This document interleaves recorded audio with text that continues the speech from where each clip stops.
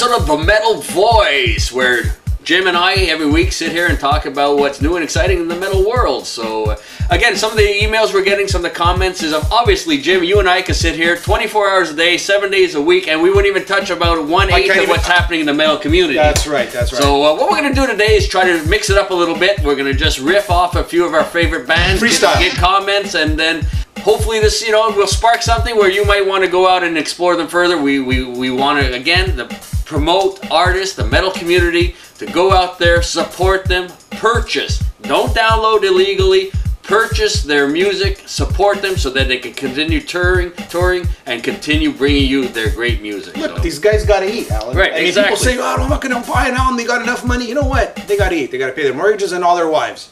There you go. All their wives and maybe a few of their habits. So, Jim, I can throw out a few bands for you here. What about, I don't know, Mercyful Fate? Oh, Mercyful Fate. Wonderful band. Black metal. King Diamond. Great singer. I would say old school metal. Don't Break the Oath. Melissa. Go out and buy them. Mercyful Fate. Phenomenal group. Saxon. Oh, Saxon. Old school. British heavy metal. Part of the new wave of British heavy metal. Came out when Iron Maiden was first coming out, and the first 3 or 4 albums, and I just like the top of my head, Denim and Leather, right? Strong Arm of the Law. Go out and buy them. They're remastered. You can buy them together. Get a great deal. Okay, I don't know, Headstones. One of my favorite bands. Well, maybe you should speak to the Headstones. Headstones, Hugh Dillon, all attitude, really cross up very hard, aggressive music. Canadian. Just, it's all attitude. Each album was a little bit different. Some was a little bit more on the punky side, some was on the hard rock side. But again, the sheer attitude in Hugh Dillon's voice, I could care less. I think it's summed up with "Should I Kill or Cry?" One of his lyrics. That sums up the whole Headstones experience. And you know what, Headstones? We should just do a whole show on the Headstones. Right, that's another one. They have 5 or 6 albums, and I don't think they have a bad album. Armored Saint. Jousting. That's all I think of. Jousting. I feel like jousting. Armored Saint, La Raza, which means the race.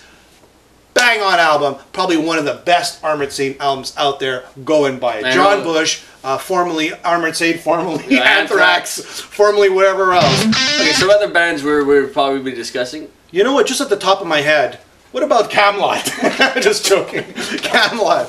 How about Kamelot? Kamelot, I said that would be a mix between Meatloaf and Nightwish. Very theatrical. Roy Khan has a great voice, but it's a little bit more on the more theatrical, more dramatic presentation.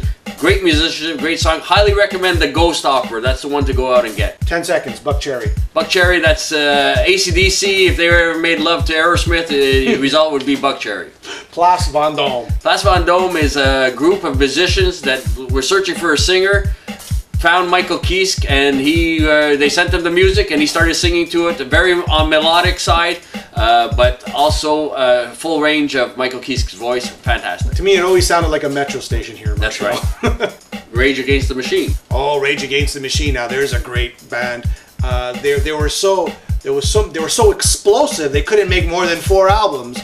There was so much hate and anger and angst. It's rap metal at its best, so they call it the new metal today. Wonderful lyrics, revolution rock I call it. Go get yourself Rage Against the Machine. Any album, probably the first one would be the best.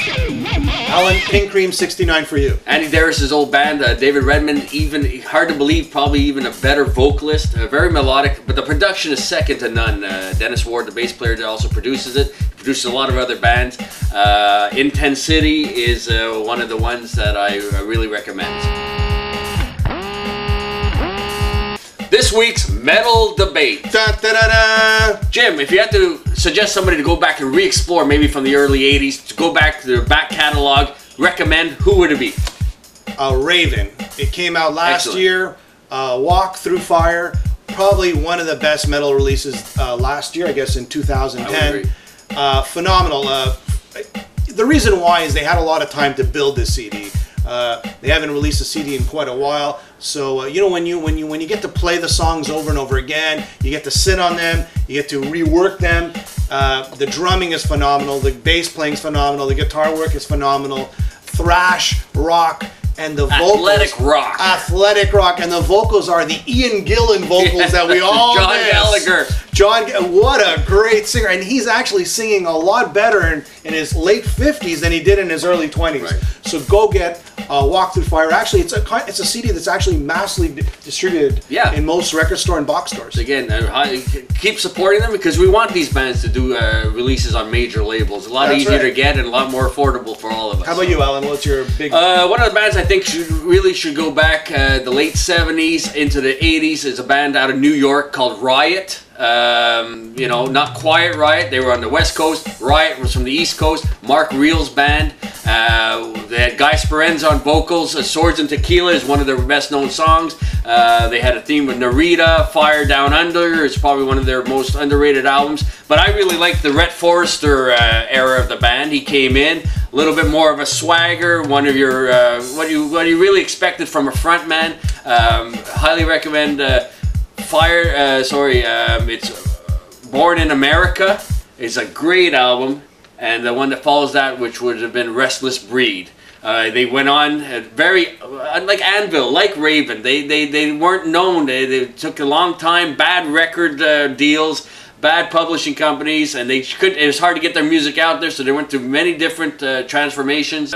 They're still touring, I believe. Then when Quiet Riot came out, they go like, "Oh God, what are we gonna do now?" We're Riot. Someone's already took the Quiet Riot. So that's one I think you should go back and re-explore. And the two that I recommend would be Born in America as well as Restless Breed. Well, thanks for tuning in to another edition of The Metal Voice. And if you want to reach us, you can go to actually you want to go to our website, you go to www.themetalvoice.com, or you can email us at, can you get it this time? metalvoice@gmail.com. Absolutely, that's bang on. Send us your letters, send us your comments. If you want us to debate something, well, we'll debate it. If it's debatable. Thank you very much for tuning in.